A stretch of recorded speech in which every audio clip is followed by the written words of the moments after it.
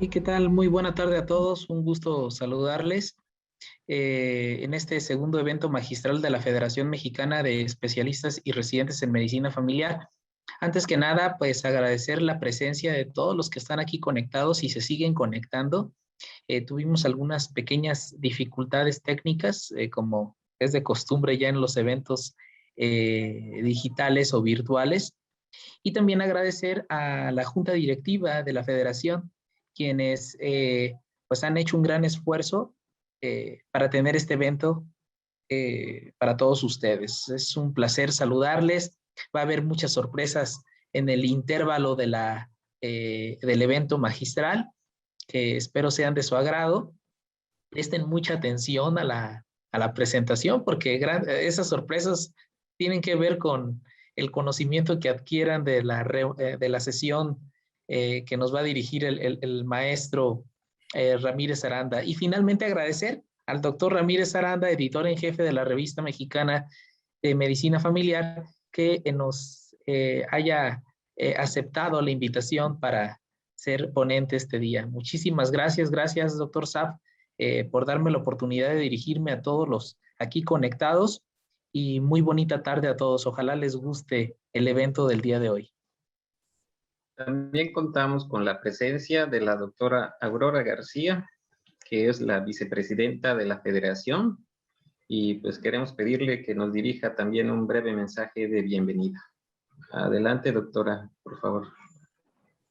Hola, buenas tardes a todos. Qué gusto me da vernos reunidos, aunque sea de manera virtual.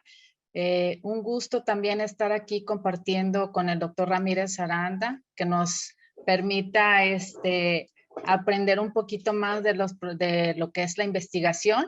Y pues, bienvenidos sean todos a la segunda sesión magistral de la Federación. Y esperamos seguir contando con todo su apoyo en cada uno de los eventos que están próximos a salir, al igual que cada asociación cada vez más participativas. Será importante para nosotros contar con todo su valioso apoyo. Gracias y bienvenidos nuevamente. Muchas gracias, doctora Aurora. También se encuentra con nosotros la tesorera actual de la Federación, la doctora María Esther Reyes Ruiz. También, por favor, que nos pueda dirigir un breve mensaje de bienvenida. Gracias, doctora.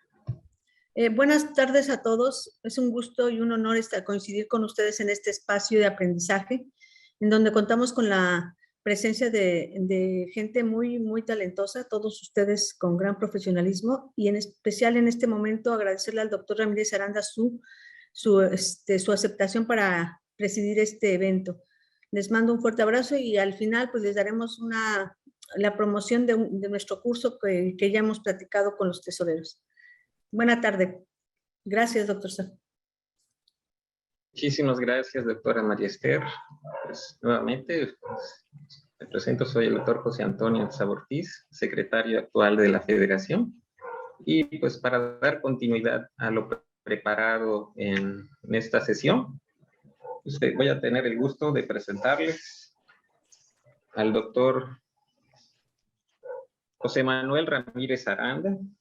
Él es profesor de la Residencia de Medicina Familiar en la Universidad Autónoma de Nuevo León, con estudios de posgrado en el Centro Kell, Montreal de Canadá, y la University of Texas Health Science Center of San Antonio, Texas, Estados Unidos.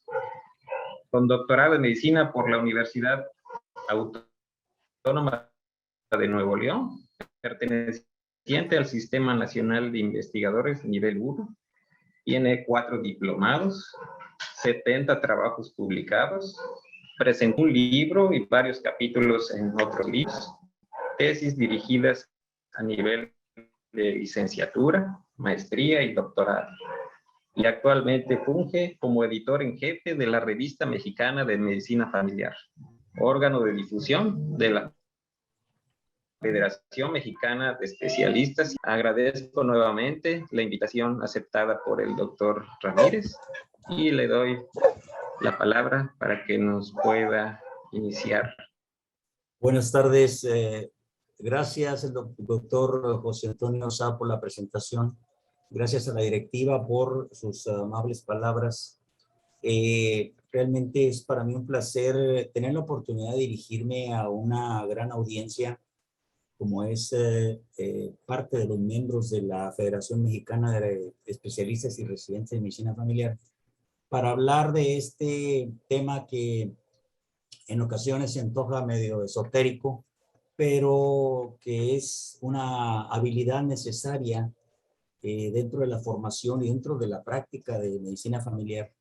Lo que les voy a presentar es el estado del arte y quiero compartir la pantalla con ustedes para empezar. Este es el estado del arte de la investigación en medicina familiar en México. El estado del arte realmente no es solamente una frase vana o rimbombante, sino es un proceso documental, un procedimiento en donde se hace un análisis del estado actual de las cosas. Y a partir de ese análisis, que obviamente es un análisis documentado, nosotros nos situamos en el dónde estamos. Pero más importante que el saber dónde estamos es saber a dónde queremos llegar o qué es lo que podemos hacer de acuerdo a la situación o a la posición que tenemos. Entonces, en este estado del arte, le repito, es un trabajo documental que me di la tarea de hacer durante estas últimas 2 semanas para poder plantearles a ustedes y mostrarles cuál es la situación respecto a la investigación en medicina familiar. Para eso hice el análisis de los trabajos de investigación publicados en las principales revistas de México y se los voy a presentar enseguida. Vamos a pasar revista cuál es la situación. Algunas veces vamos a ver cosas que realmente no son muy agradables, pero a final de cuentas creo que es bueno saber dónde estamos parados. Y vamos a rematar con una propuesta o una propuesta preliminar de cómo podríamos subsanar esto. Con base en todo lo analizado, creo que sí hay manera de tener una visión general de qué es lo que está pasando y también de plantear una posible solución. En realidad necesitamos hablar de 3 vertientes en investigación. La primera de ellas es la producción científica, es decir, qué tanto trabajo de investigación se está generando, cómo se está generando, cuándo se está generando, quién lo está generando. Y luego vamos a ver la otra fase, la otra etapa, por así llamarlo, que es la difusión y divulgación de este conocimiento, que también es importantísimo. Y luego una tercera, que es la aplicación práctica de este conocimiento, no solamente entre los miembros o los médicos practicantes de medicina familiar, sino, más importante quizás, para los tomadores de decisiones en cuestiones de salud. Voy a ejemplificar cada una de las cosas. Desafortunadamente, les advierto, la tercera vertiente no está muy trabajada. La verdad creo que es un área de oportunidad grandísima que tenemos, pero tenemos elementos para poder trabajar esto. Ahí va. Esta es la pregunta más importante que debemos hacernos. ¿En qué extensión ha contribuido la investigación al fortalecimiento de la medicina familiar como disciplina académica en México? Esa es una pregunta muy importante, porque ciertamente que estamos haciendo investigación. Y aquí la pregunta es realmente el tipo y la calidad de investigación que estamos haciendo y ver si ha motivado algún cambio o ha producido algún cambio efectivo sobre la especialidad y cómo lo ha hecho. Y bueno, yo creo que sí es importante revisar esto. Para ello vamos a ver esta situación actual, como les comento, basada en una revisión que, bueno, traté de que fuera lo más exhaustiva posible. Quizás ustedes encuentren algún otro documento que sería fabuloso si me lo hacen llegar para poder documentar mejor esto, pero creo que lo que encontramos es algo que nos puede ayudar a fundamentar muy bien nuestra propuesta. Entonces, ¿qué es lo primero que vamos a ver? Bueno, Pues que en México realmente y tradicionalmente la investigación no ha sido una actividad que sea muy bien ponderada ni por las autoridades, a veces ni por las autoridades de salud y a veces ni por los mismos médicos practicantes, no solamente médicos familiares, sino en general especialistas en medicina. Aquí vemos también, no solamente en el área de la salud, sino también en las áreas de ingeniería, matemáticas, tecnología en general. La investigación en México no ha sido apoyada como debiera de ser. Por ejemplo, en el 2018, CONACYT reporta 28.579 investigadores pertenecientes al Sistema Nacional de Investigadores, que ahí van no solamente del área de la salud, van también, como lo digo, de matemáticas, incluso de leyes, de todas las disciplinas, ¿no? Y en realidad esto da lugar a 1.8 investigadores por cada 10.000 habitantes, mientras que los países desarrollados tienen 30 o 40 por cada 10.000 habitantes. Como ven, la proporción pues es realmente casi imperceptible. Y eso se debe a varios factores, pero uno de ellos, quizás el más importante y el que siempre se maneja cuando se habla de investigación, es que no hay presupuesto suficiente adjudicado al área de la salud o a la investigación y tecnología. Y la ley de ciencia y tecnología dice que se debe de etiquetar el 1% del Producto Interno Bruto a ciencia y tecnología, al desarrollo tecnológico, a la investigación básica, a la investigación clínica, a la investigación de salud pública, a la investigación tecnológica. La verdad es que nunca ha habido ese tal 1% en ninguna parte, en ningún otro tipo de gobierno. Ahora con este cambio de régimen estamos pues no tan bien como quisiéramos, porque es solamente el 0.38% el que está dedicado a ciencia y tecnología. De acuerdo a la OECD, los 27 países que forman parte de este organismo dedican en promedio 2.4% del PIB. O sea, muchísimo dinero. Y obviamente hay una retroalimentación positiva entre la inversión en investigación, el desarrollo tecnológico, lo cual trae más inversión. Sí, me estaba preparando. Entonces, esto es en general una panorámica de cómo está la investigación en México en todos los órdenes, en todas las áreas.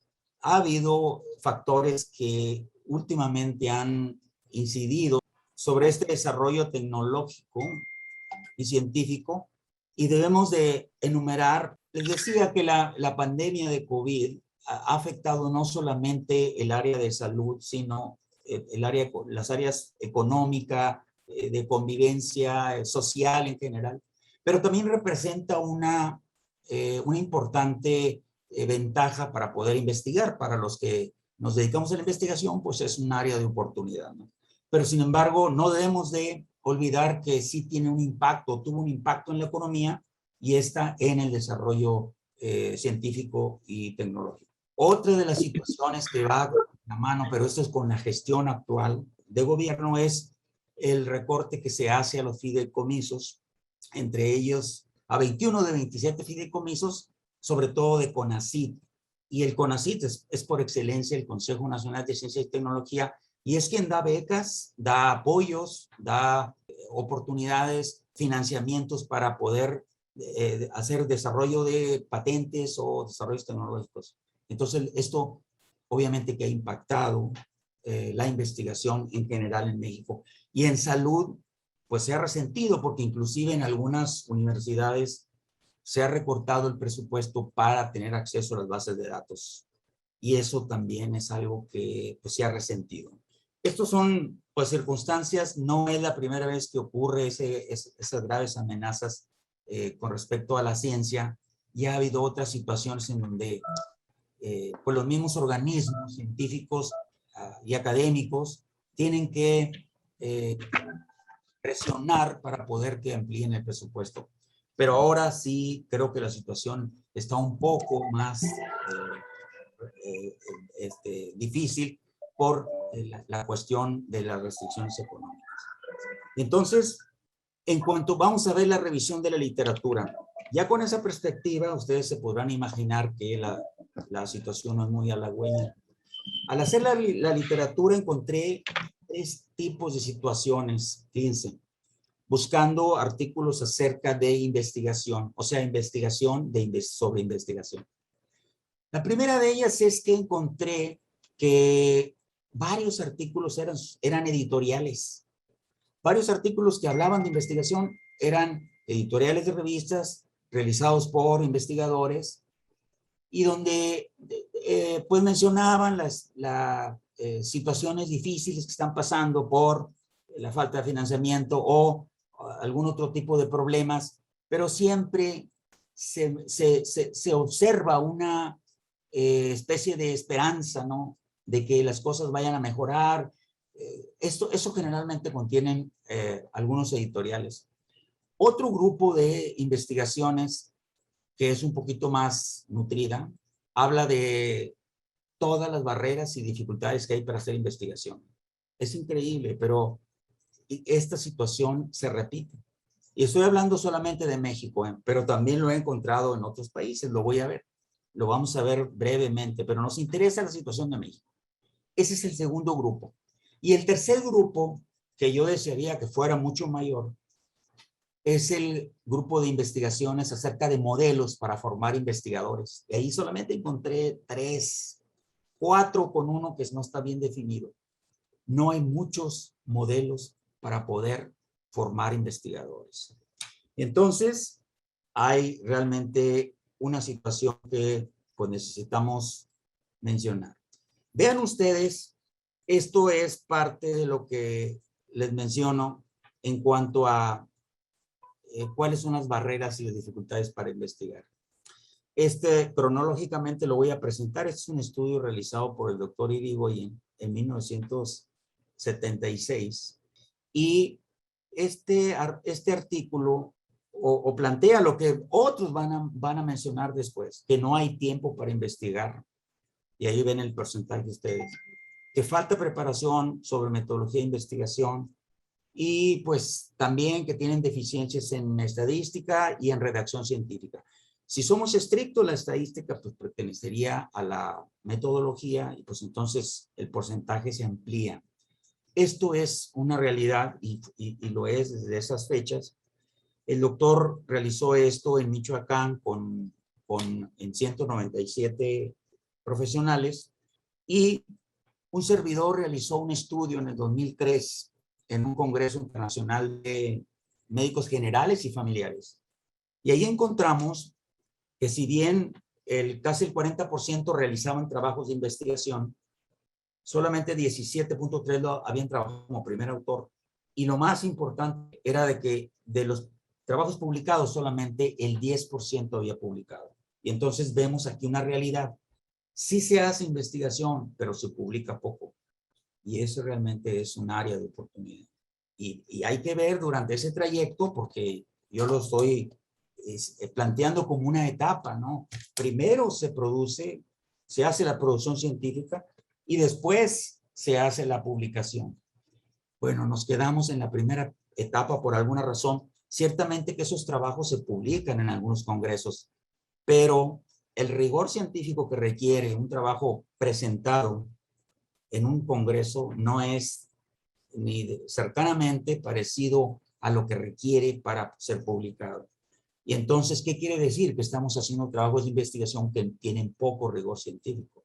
Luego, estos otros datos nos hablan de cuál es la publicación en medicina familiar y atención primaria en instituciones de primer nivel. Y ahí vemos el ISSSTE con un 6.3, la área quirúrgica 6.3, Seguro Social con 16% de trabajos, no contando obviamente los protocolos de los residentes. En la UNAM se encontró 6.6 en esa revista y en Gaceta Médica de México 7.2. O sea, esto es del 2008. Ya tiene algo de tiempo, pero bueno, esto nos da una idea y la idea es ver cuál es el trayecto, cuál es la evolución de este fenómeno a lo largo del tiempo. Y ahí tenemos esto. Luego, Esto es la segunda fase del doctor Irigoyen, pero esto lo hizo en León, Guanajuato, para ver las actitudes en la población y ver cuánto habían publicado. Pues solamente habían publicado al menos un trabajo, 19%, o sea, 1 de cada 5. Pero eso sí, deseaban integrarse al proyecto, 64%. Y ese es un dato bien importante que yo he encontrado en otros trabajos, y de hecho en el trabajo que realizamos en el 2003 también encontramos eso. Hay un gran deseo por hacer investigación. Y entonces dice uno, bueno, se está haciendo mucha investigación, pero no se publica. Falta rigor científico, pero hay un gran deseo de investigar. Muy bien, ya tenemos ahí unas piezas de rompecabezas que vamos a tener que armar. Y luego, cuando él pregunta acerca de si sienten que tienen capacidad para realizar investigación, 67% dice que sí. Claro, previo adiestramiento. Entonces, esto nos está dando una configuración de un mosaico que nos habla de una gran área de oportunidad. Este es un estudio publicado en la revista Mexicana de Medicina Familiar, en donde se analizaron los trabajos en cartel y de presentación oral de 3 congresos. Y ahí se veía ver cuál era la dificultad y en qué área tenían mayor problemas. El área donde tiene mayor problemas es la que está más baja. Por ejemplo, aquí, el área de material y métodos tienen problemas, obvio. Ahí es donde está la estadística, el muestreo, cómo estimar el tamaño de muestra y cómo analizar los datos. Y acá, curiosamente, también en conclusiones tienen algo de problema. Y eso a lo mejor es una cuestión de falta de un buen adiestramiento para poder concretar los resultados de un trabajo y hacer unas buenas conclusiones que sean acorde a los objetivos. Generalmente lo que pasa en estos trabajos es que las conclusiones van mucho más allá del alcance del trabajo, o a veces hasta se confunden con las recomendaciones. Y creo que eso es un área de oportunidad. Claro, esto es casi nada comparado con el adiestramiento que debe de haber en material y métodos, o sea, en los aspectos estadísticos. Este es otro trabajo que se publicó también en la revista Mexicana de Medicina Familiar, que se hizo en el Valle de México, y ahí era para ver las barreras para una lectura adecuada de los artículos. Y ahí vemos cómo tanto R1, R2 y R3, que eran en realidad 331 residentes, tenían problemas para interpretar las gráficas y tablas. Limitaciones, bueno, con el uso del inglés, dificultad con tecnicismos y desconocimiento del análisis estadístico aplicado, casi 1/3. Falta capacitación en los residentes, pero en Latinoamérica sucede lo mismo. Y este es un estudio de Miguel Ángel Fernández dentro de una de las cumbres, en donde se analizaron los datos de investigadores de 17 países. Y ahí se ve, si ustedes se fijan, son los mismos conceptos los que presentan como barreras o como dificultades. No hay financiamiento, hay baja colaboración. Esto me gustaría subrayarlo. Medicina familiar poco tomado en cuenta. O sea, esto es algo que representa una actitud, y es una actitud deleteria, es una actitud que tenemos que dejar por la paz, es una actitud que tenemos que eliminar. También falta de fomento de cultura a la investigación, etcétera. Universidades e instituciones de salud, aquí es donde realmente, más en universidades, es donde se realiza investigación, pero las condiciones, y he estado elaborando una tabla en donde comparo, que no voy a presentar aquí, pero comparo cuál es la situación en las instituciones dedicadas a la docencia, como las universidades, en lo que respecta a la producción de artículos, y la situación en las instituciones de salud o de educación médica continua, como la federación. Y hay diferencias muy sustanciales que a lo mejor valdría la pena replicar nosotros en la federación lo que hacen las universidades. ¿Hay limitaciones presupuestales? Pues sí, eso también lo mencionan los 17 países. Deficiencia en la formación profesional, la metodología en la estadística, multiempleo, exceso de trabajo asistencial, lo mismo. Falta tiempo, mucho trabajo, no me apoyan, no hay dinero. Y esto parece ser como una maldición que nos ha perseguido durante mucho tiempo, porque ha permitido y ha hecho que nos estanquemos. Aquí esto es otra parte del estudio de Latinoamérica en donde igual la metodología falta 94%, mucho. Tiempo, trabajo asistencial, faltan incentivos, falta financiamiento, falta apoyo institucional. Y aquí la pregunta interesante sería, en realidad si tuviéramos dinero para hacer la investigación e incentivos, ¿lo haríamos? O si tuviéramos realmente el apoyo metodológico, aunque no tuviéramos dinero y no tuviéramos incentivos, ¿lo haríamos mejor? Creo que esto vale la pena reflexionarlo porque de alguna manera me di cuenta al analizar estos escritos que existe como, lo repito, como una especie de maldición que nos persigue y siempre esperamos encontrar en los artículos, en barreras y dificultades, lo mismo. No hay. Creo que vale la pena entonces darle una revisada a qué pasa en otras partes. Y aquí la pregunta que sigue es importante. Entonces, la evidencia, ¿hay evidencia en algún otro lugar que no sea México de que la investigación se ha contribuido a fortalecer la medicina familiar? Porque si allá sí ha contribuido a fortalecer la medicina familiar y aquí no, pues hay una gran diferencia y habría que ver por qué. Y creo que esa es una de las ventajas de hacer una revisión documental y hacer un análisis reflexivo de qué es lo que está pasando. Este es un ejemplo, disculpen porque viene en inglés, pero es un ejemplo que me encanta. Esto se llama ecología de la atención médica o ecología de la salud. Este estudio fue realizado en 1961, hace 60 años, por White y Williams y publicado en el New England Journal of Medicine. Este estudio se llevó a cabo en Estados Unidos y ellos entrevistaron más de 15,000 personas en 4 locaciones diferentes. Y entonces encontraron ahí que de 1,000, y eso lo hicieron de una forma muy simplista, ubicando 1,000 personas que estaban en riesgo, 750 adultos, todos, reportaban una o más enfermedades o daños por mes. De 1,000, 750 reportaban alguna enfermedad o daño. De esas 750, 250 consultaban a un médico una o más veces al mes. De los 750, 250 consultaban. De estos 250, 9 de los adultos eran admitidos al hospital por mes. Solamente 9. 5 eran referidos a otro médico por mes también. Y solamente 1 era referido a un centro universitario o esos grandes centros de investigación que existen en algunos lugares. Y entonces, aquí la cuestión interesante era, y fue un planteamiento ahora sí a los tomadores de decisiones, ¿por qué si solamente 1 de cada 1,000 personas se atiende en esos centros de investigación o centros, institutos importantes, ¿por qué le dedican tanto presupuesto a esto y no al primer nivel? El primer nivel es el que atiende más, mucho más.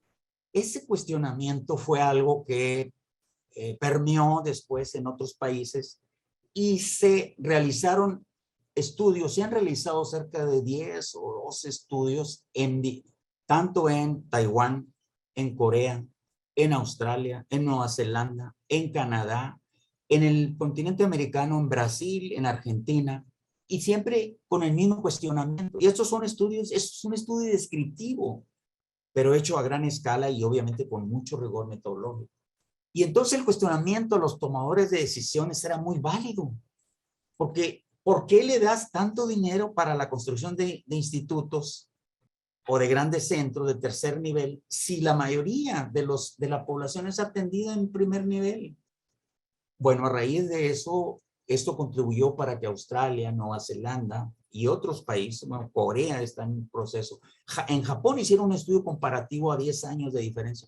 Y entonces la consecuencia que ha traído es que, obviamente, redistribuyeron ese presupuesto y afianzaron económicamente el primer nivel para poder darle lo que en estricta justicia le corresponde.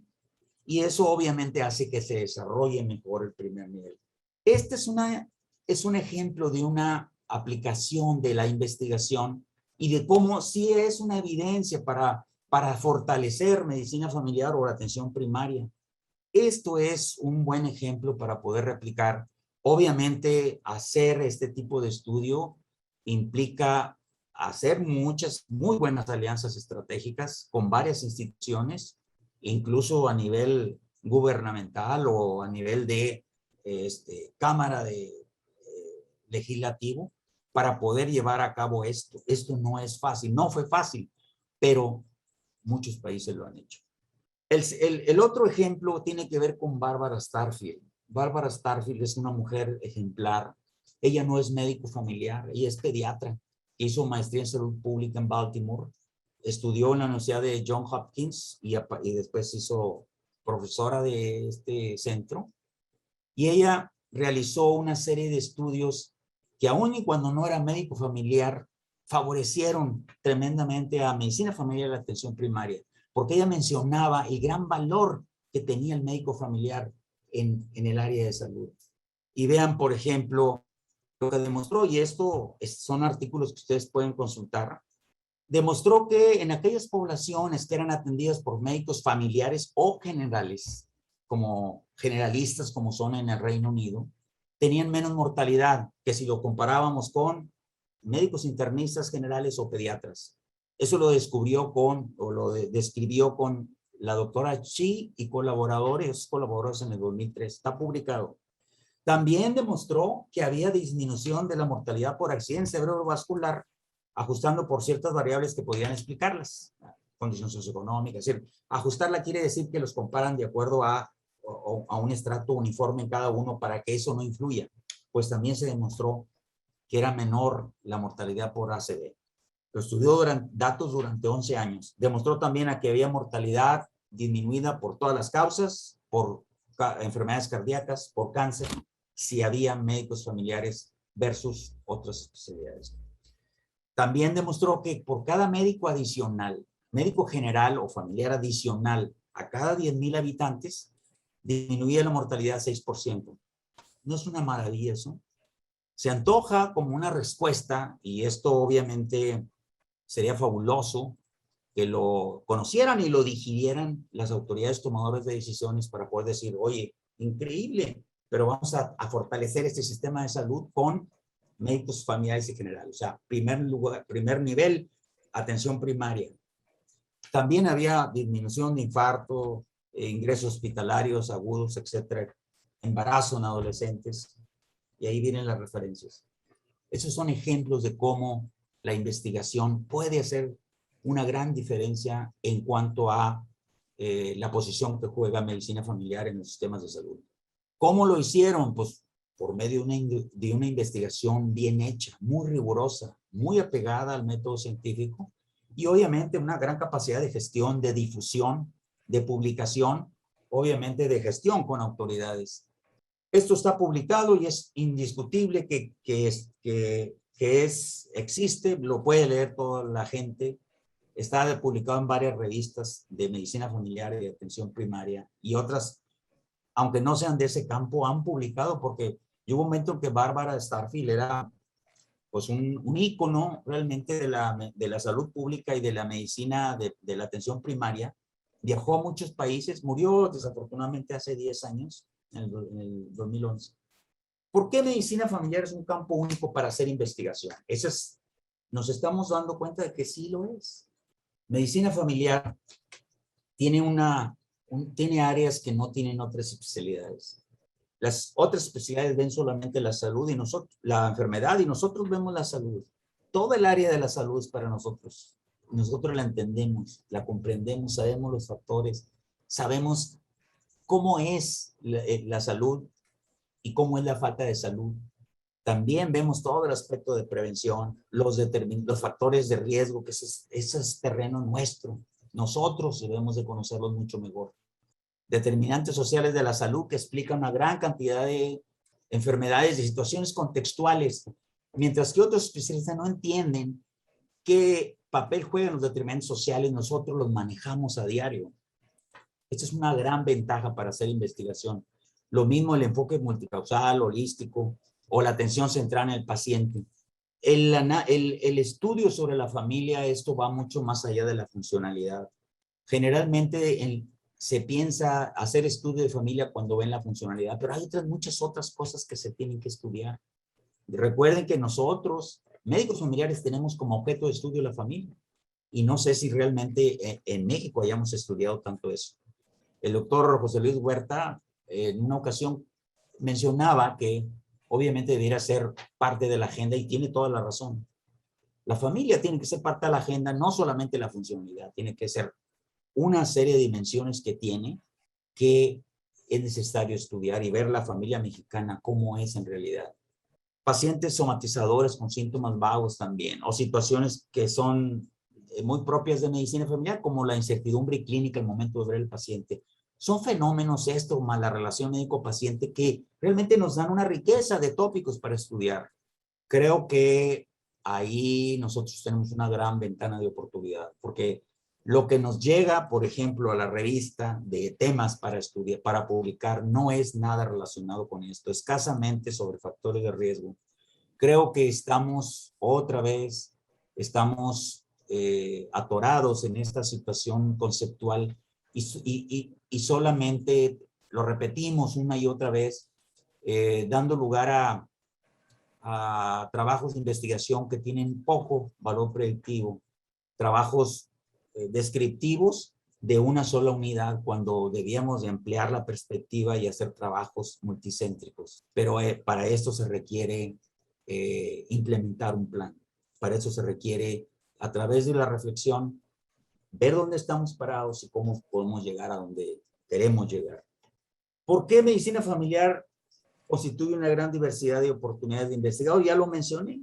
O sea, tenemos nosotros muchísimo que estudiar y también tenemos diseños de investigación que nos permiten a nosotros estudiar varios niveles del mismo fenómeno, como la descripción con los estudios descriptivos, o vemos los factores de riesgo con los estudios analíticos de casos y controles de corte, o ver la causalidad con estudios de intervención, o sea, el equivalente a estudios experimentales. Tenemos un vasto menú para hacerlo, pero necesitamos instruirnos un poco más acerca de las posibilidades de cada diseño. Creo que eso es parte de la capacitación que debe de haber. Y esto, la investigación cualitativa, ese es un gran ausente en el enfoque de investigación. Todo lo mencionado anteriormente es investigación cuantitativa, con números, se necesitan estadísticas, pero aquí en investigación cualitativa no se necesitan estadísticas. Se necesita tener la mente muy abierta, las antenas desplegadas para poder entender la realidad del contexto natural tal y como sucede, que eso es imprescindible en medicina familiar. Yo estaba hablando ahorita de que la familia es un concepto que debe de estudiarse, es un constructo que debe de medirse. La investigación cualitativa es única para eso, para ver cómo son las familias de una determinada tipología, para ver familias, cómo se comportan en el COVID. Esas preguntas no las responde la investigación cuantitativa. Necesitamos investigación cualitativa y necesitamos desarrollar investigadores en investigación cualitativa. Esa es una gran tarea. Esa sí es tarea no de las instituciones, pero sí de la federación y de las diversas asociaciones. Esa es una gran tarea, es una tarea pendiente. ¿Cuáles son qué necesitamos de investigación? Necesitamos desarrollar competencias. Dice Partington que, bueno, son 3 tipos de competencias: la filosofía y epistemología acerca de diseño, ética. Ciertamente debe haber valores éticos muy importantes en el investigador. A veces creo que debiéramos de decir, yo no quiero aprender investigación, sino a aprender a ser investigador, porque el ser investigador implica también una serie de valores. Pero también necesitamos competencias sobre el proceso de investigación, capacidad para teorizar, habilidad relacional, escritura científica, por supuesto, y competencias sobre las técnicas de investigación, que son las cualitativas y las cuantitativas, la metodología respectiva de cada una. Ese es grosso modo. Realmente necesitamos esto, fíjense, y esa es mi postura que yo le he dado a conocer en las reuniones con el Comité de Investigación y de la Federación. Necesitamos un curso, al menos básico, de metodología y de estadística. Un curso básico. ¿A qué me estoy refiriendo básico? Es un Y eso es, quiero ser muy claro en esto porque esta reflexión es basada en la experiencia que tengo aproximadamente 30 años de ser investigador. Los cursos avanzados, los cursos prolongados no hacen un buen investigador. Lo que hace un buen investigador es la investigación que uno hace. El hacer investigación es la mejor forma de aprender investigación. Entonces, lo que yo necesito para empezar a hacer investigación es un curso básico, más una orientación o un tutoreo por alguien que sepa investigación. Este curso básico sí es posible darlo, y de hecho, bueno, en el colegio de Nuevo León estamos tratando de implementar este curso básico de investigación precisamente como un pilotaje para ver posteriormente la oportunidad de avanzar en etapas más avanzadas, más prolongadas, pero un poco más prácticas en ese sentido. Pero obviamente que necesitamos destrezas para hacer un buen planteamiento del problema, para ver el diseño adecuado, para la búsqueda. Sí necesitamos alguien, no alguien. Necesitamos ese de ver cómo hacer una buena búsqueda, cómo redactar el protocolo, cómo elaborar y aplicar las encuestas. Eso es todo un arte, de veras. Los compañeros, amigos que hacen investigación en la Facultad de Medicina, investigación básica, a veces me decían, pues es que ustedes hacen una encuestita y realizan... No.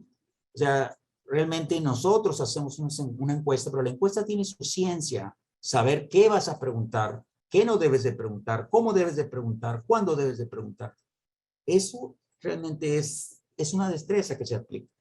Cómo capturar y cómo hacer análisis de datos, otra habilidad importantísima. Y cómo publicar es toda una serie de habilidades. Todo esto se tiene que aprender. Y si uno piensa que con un curso va a aprender todo eso, está equivocado. Se los digo por experiencia. Yo los cursos los doy como una introducción para dos cosas. Que aprendan qué es lo que se debe de hacer y para que despertar el interés y la motivación para investigar.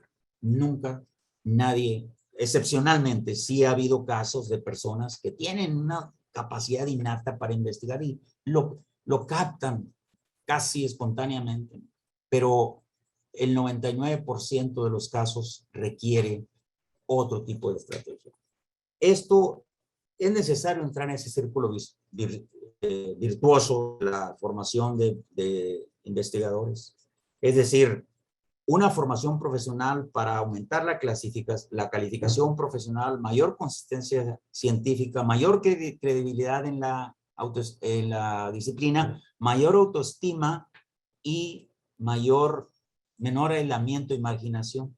Pero al mismo tiempo, mayor validez y confiabilidad de los resultados al tener mayor consistencia científica, mejorar la práctica clínica, mejorar la salud de la población. Esto es automáticamente, se van retroalimentando unas a otras las habilidades. Necesitamos subirnos en ese barco. Y este es realmente el estado actual. Haciendo un resumen, ¿qué vemos? Cultura de investigación entre los profesionales con una pobre tradición científica, pocas publicaciones.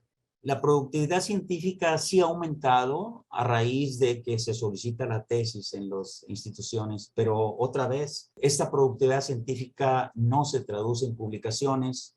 Sin embargo, hemos tenido mayor cantidad de publicaciones cada vez que pasa el tiempo y eso creo que es un esfuerzo que se está viendo reflejado a partir de la existencia de un órgano para difundir lo que es la Revista Mexicana de Medicina Familiar, que voy a hablar en momentos acerca de eso. Pero la productividad debiera de ser más eficiente en el sentido de que en los artículos que se produzcan, más de la mitad de ellos se publiquen. No voy a decir que el 100%, pero sí es posible, depende de la revista, donde se publiquen, pero sí debemos de pretender hacer un poquito más eficiencia en la productividad para seleccionando un mejor tema, siendo más riguroso en el método científico obviamente teniendo estrategia adecuada, haciendo la difusión o la selección de la revista en forma apropiada y podemos tener más publicaciones. Pero, en resumen, mucha productividad, poca o menos publicación. Una conciencia, sí hay conciencia de la necesidad de investigación, ya lo hemos encontrado. La gente quiere investigar, eso es bueno. Pero, sorpresa, no hay un proyecto de construcción de capacidades de investigación. No lo hay en forma, la hay en forma institucional, pero es como una especie de materia que tiene que llevarse y fuera de las instituciones, que es el área importante, por ejemplo, la federación u otras asociaciones, no existe este modelo de construcción de capacidades de investigación. Y creo que eso es un área importante de trabajo, un área de oportunidad. Basta de llorar. Yo creo que la situación, ya la mencionamos, la puntualizamos, no es muy favorable. Seguimos repitiendo muchas cosas, pero a raíz de eso tenemos que plantear nuevas estrategias. Y esto realmente, creo que esto es lo que debemos de pretender. Hacer que la investigación se fortalezca, la medicina familiar como disciplina académica a través de la investigación. Y hacer, o sea, de una investigación que sea efectiva, que sea trascendente, que sea de calidad. Esa creo que debe ser una tarea, y no lo quiero mencionar, no es una tarea de una persona, ni tarea siquiera de una gestión. Esto debe ser un proyecto a mediano plazo, quizás de 2 o 3 gestiones. Hemos pasado más tiempo, viene una gestión, otra y otra y otra. Creo que vale la pena pensar en esto, si es posible intentar hacerlo. Vean ustedes lo que encontré en los modelos de formación de investigadores en medicina familiar. Encontré uno, el más antiguo de ellos, es un modelo que se hizo en 1996 en un centro de salud de la Ciudad de México, de la zona de Tlalpan. Y ahí están los profesores, pues es una doctora y están algunos profesores de la UNAM. Ponce Rosas, que obviamente ha sido un investigador muy notable, Arnulfo Irigoyen también, y otros más. Y entonces, este modelo de investigación en medicina familiar en primer nivel se hizo y se probó. Y las estrategias son interesantes, las estrategias que utilizan, vean ustedes el orden que tiene. Creación de infraestructura. ¿Qué significa eso? Bueno, pues que se agenciaron computadoras, impresoras, una o dos, nada más, pero es un centro de salud. Se hizo un diagnóstico inicial de la situación, o sea, de la situación de salud. Capacitación continua del personal. Se establecieron líneas prioritarias de investigación. Se estableció coordinación con otras instituciones y luego se difundieron los resultados. Fue exitoso, se hicieron algunas investigaciones, pero yo creo que lo que ganó este modelo en realidad fue probarlo. Quizás no hayan publicado mucho, pero fue un modelo que es perfectible, es un modelo que es perfectible. Lo cierto es de que este modelo les funciona a ellos, pero no necesariamente les funciona en todos lados. Pero es una buena guía, es lógica la guía. Luego, otro trabajo de investigación es el que se hizo, que está publicado también en una revista de la UNAM, donde se hizo un modelo que se llama de asesor, profesor, residente, y se hizo en 6 delegaciones, con 54 residentes, 10 tutores y 10 profesores. Los profesores eran el grupo control, o sea, había 2 grupos experimentales y el grupo control. Lo que le puedo decir en forma sintética es que lo básico, lo fundamental de estos modelos era el tutoreo directo y continuo. Y la otra cosa muy importante que quiero que noten ustedes y que lo puse aquí abajo es, duró 4 años y publicaron solamente el 20% de los trabajos. Alguien puede decir, pues realmente no son muy buenos números. Yo diría que sí. Lograr que se publique un 20% de los trabajos es bueno, porque es un modelo que otra vez es perfectible y que se puede repetir. Pero quiero llamar la atención en el tiempo, porque generalmente, y otra vez vuelvo con la situación de los cursos, se menciona que se da un curso como tratando de decir, vamos a formar investigadores a través de suplirlos de teoría y orientarlos para ver cómo hacen el trabajo. ¿Qué sucede? Que entre la primera adversidad, la primera barrera, dejan el trabajo. Yo no he visto, si acaso he visto un trabajo publicado después de un curso. Quizá porque no le he dado seguimiento, pero lo que he notado, porque me ha llamado la atención eso, porque soy fiel creyente de que la mejor forma de aprender una destreza es haciéndola una y otra vez y otra vez y otra vez hasta que sale bien. E ir aprendiendo destrezas. Y ahorita veíamos que si medicina familiar está compuesta por alrededor de unas 8 o 9 destrezas, aunque hay otro autor que dice que son 21 destrezas. Yo no conjugo con eso. Son destrezas y son habilidades con las que uno nace a veces y las destrezas que uno aprende, las que son necesarias para hacer investigación. Pero sí se necesita tiempo. El ingrediente tiempo es esencial. Y realmente la publicación que la hace es una publicación así muy general de un método pluripotencial para poder formar residentes, pero en realidad ahí pues mete cuestiones clínicas de investigación y de todo. Pero bueno, es un modelo del cual hay que rescatar algo.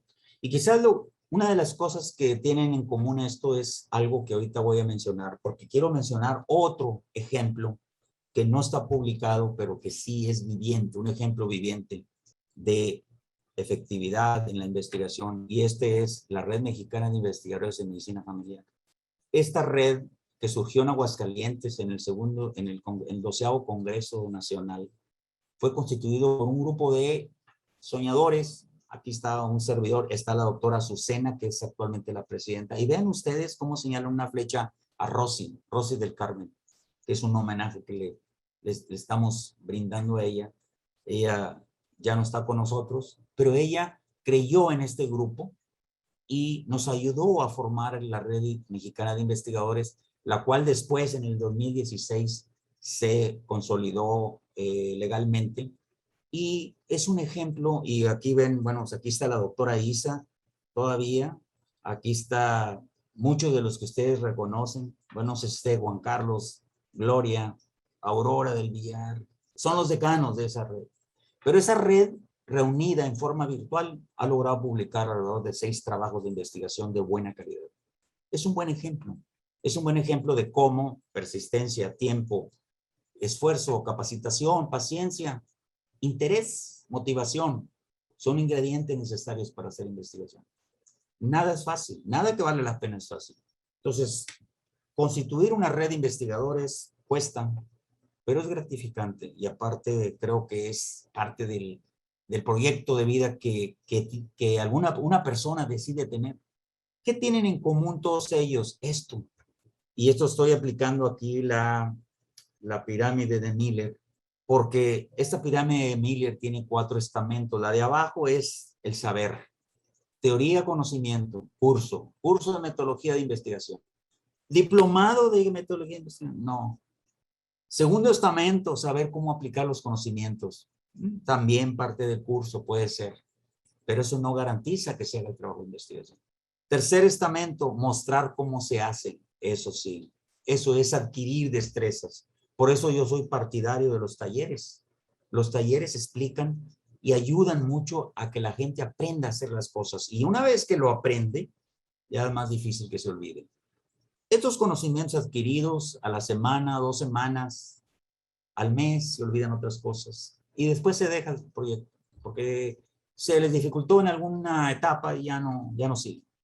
El aprender cómo se hace es algo más difícil de olvidar. Y por último, la cúspide, el hacerlo, eso implica tener ya una formación como un investigador independiente. Esos son los investigadores que publican per se, solitos, pero también pueden ser los líderes de un grupo. Realmente, si nosotros tratásemos de ubicar de acuerdo al modelo, el modelo este de México, de los profesores de la UNAM, los residentes estarían ubicados aquí en el área de conocimientos. Los tutores deberían de estar en saber mostrar cómo se hace y los profesores deberían de estar ubicados en dirigir el grupo y obviamente solventar las dudas, conducir al grupo y publicar a nombre del grupo. Creo que este es un modelo, el modelo que seguimos en la Red Mexicana de Investigadores, y ahí está todavía. Tiene ya 6 años. Quizás en un momento dado la doctora Susana quiera después dar una pequeña semblanza de una reseña de cómo funciona la red, lo cual sería interesante. Pero creo que son buenos ejemplos de cómo sí se puede hacer las cosas.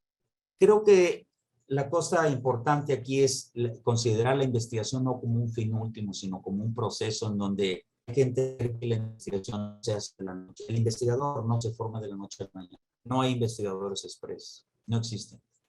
Lo que sí es una serie de habilidades que tienen que cultivarse y estas se retroalimentan unas a otras. Y después de terminar la investigación tiene que ser una segunda. Ese es un proceso que lleva tiempo. Al final de cuentas se desarrolla completamente una actitud y una cultura hacia la investigación. Y entonces cuando se entrena la mente a ser investigador. Creo que esto es todo un proceso. Aquí estoy resumiendo, no sé si se vea claro, lo que pudiera ser un esquema metodológico. Pues me lo sé, porque la primera parte es la selección del perfil, importantísimo.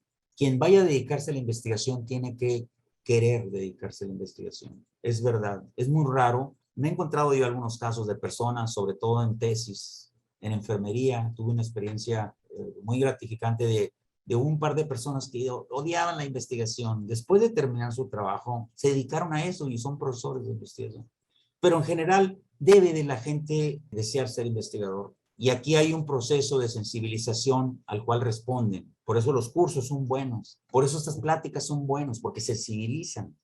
Y ese es precisamente el objetivo. El objetivo es sensibilizarlos a ustedes, interesarlos en la investigación y luego hacer una investigación, enrolarse en una investigación por primera vez, en un primer trabajo, obviamente bajo el tutoreo de alguien que sepa de investigación, un monitoreo también, y después viene el acompañamiento a hacer más trabajos de investigación y ahí es donde deben de formarse equipos o a lo mejor desde la primera trabajo, formar equipos de investigación de alto desempeño como esta gestión lo ha estado promoviendo acertadamente. Estos equipos de alto desempeño pudieran fungir como equipos de investigación o promotores de equipos de investigación que den lugar a investigadores, los cuales después llegarían a ser investigadores independientes. Este es un proceso que no es corto. Este proceso puede llevar esta gestión más la próxima, pero si lo hacemos planeado, a lo mejor vale la pena apostarle a eso, porque lo anterior no ha funcionado. El dar cursos, el tomar cursos fuera no ha funcionado, no como quisiéramos. Creo que hay en ciernes muchos más investigadores que quieren llevar a cabo trabajos de investigación y no han encontrado la manera. Creo que esta pudiera ser una forma, habría que verlo. Y obviamente aquí enumero los pasos. Para ello es muy importante obviamente tener una agenda de investigación. La agenda de investigación es aquella programa o aquellos problemas que son perentorios para investigarse, que son innecesarísimos de solucionar y que deben de responder a los objetivos de una federación. La federación debiera tener, y al igual que otras instituciones, su agenda de investigación. Y otra vez, con el tiempo, se adquiere el expertise sobre el manejo de esos tópicos. No es al revés. No quiero ser experto para poder hacer investigación, no. Tengo que hacer investigación para tener expertise en el área en el cual después yo me voy a desarrollar. Ese es el camino. Hay que hacer estos grupos, entonces, llevar a cabo cursos básicos de investigación, establecer alianzas estratégicas, pues para eso el doctor Gad Gamés pinta solo, hacer un plan de seguimiento, una evaluación, etc. Esto es, véanlo ustedes como algo preliminar, como un sueño guajiro, como una lluvia de ideas para que vayan ustedes reflexionando y vean si es posible hacerlo.